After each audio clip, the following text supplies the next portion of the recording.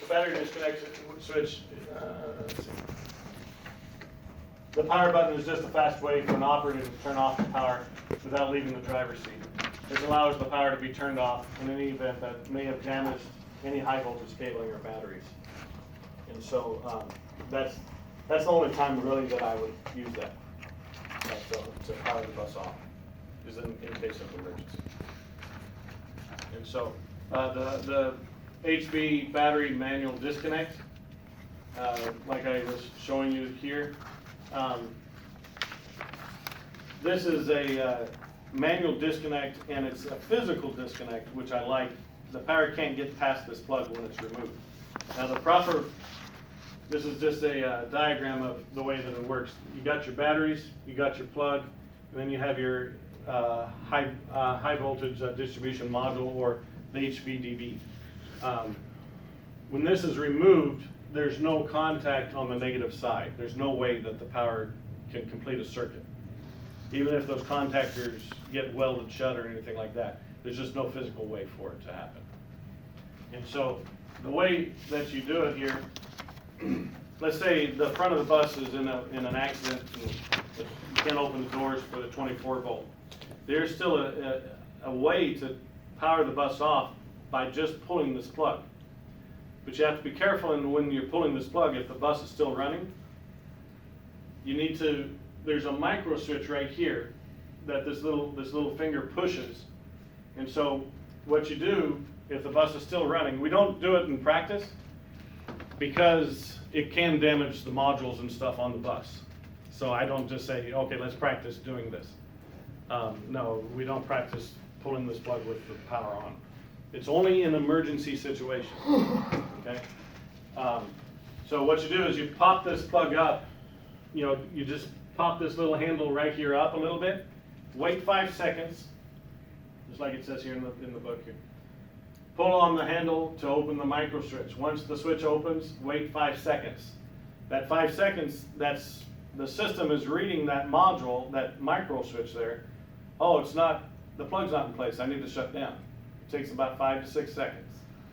Once that thing shuts down, then you can pull that handle all the way up and use it as a handle to pull that plug off. So it's a little tight to pull off. Not too bad, so the contactors will open, isolating the power, and now the plug is safe to remove. But here's the disclaimer. Never disconnect this plug without switching the low voltage main switch off. I can't speak. Switch first except for emergencies.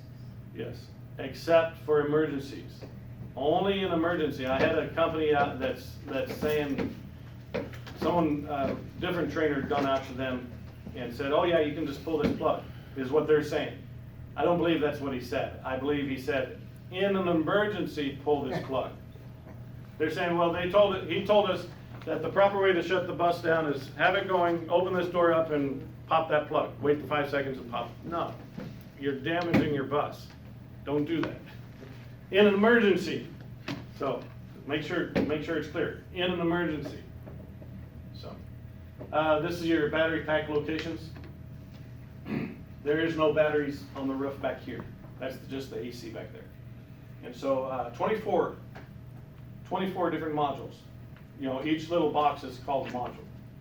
And so it's in these areas where the red is where those nozzles are for the AMREX system.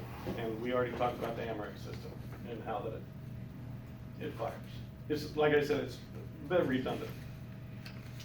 This is what this is your right side and your left side. So all these batteries are wired together as one big battery. Then all these batteries are wired together as one big battery. And so they act like one big battery. And so there's 2 packs. And so under the bus there's jacking points, and so this is just in case the first responders or the mechanics need to know where those jacking points are. Y'all don't do the towing of the bus, right? Sometimes. So I'm not going to go through it. That is in your manual, in your operator's guide that you needed. So any questions before we go out to the bus? I'm trying to get through it too, so. What's the AND stand for? I don't know.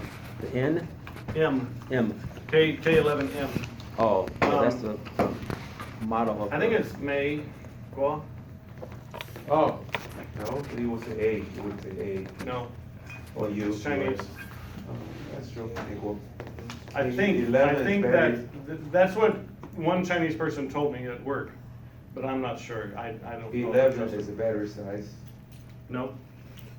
No. So all the parts are made in Not better China? size at all. K11 is just the 60-foot plus. So if it's a K11, K9 is a 40 footer. the K9 is the 40-footer, K9S is the 35-footers.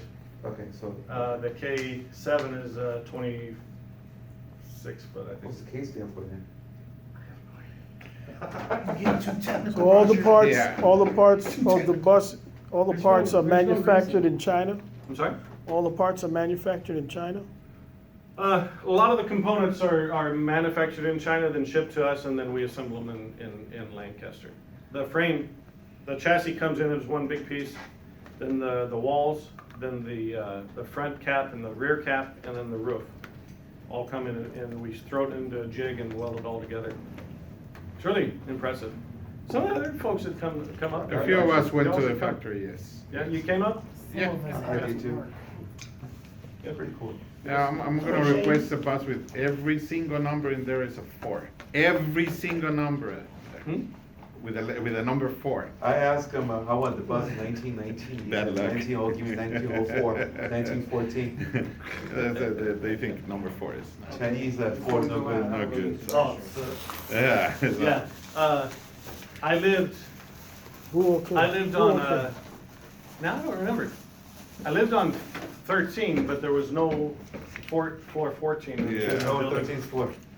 Here. No, here, four, no, over 13, over there, is no 14. four. It was 13A, I think, is what they call Why it. is there no 13th floor over here? I was wondering. 13 is unlucky. The third, like Friday the 13th? Yeah. 13 is an unlucky number. You go to Hotel Las Vegas, 13th Right, no. floor, usually for service, for storage. Yeah. But in China, Right.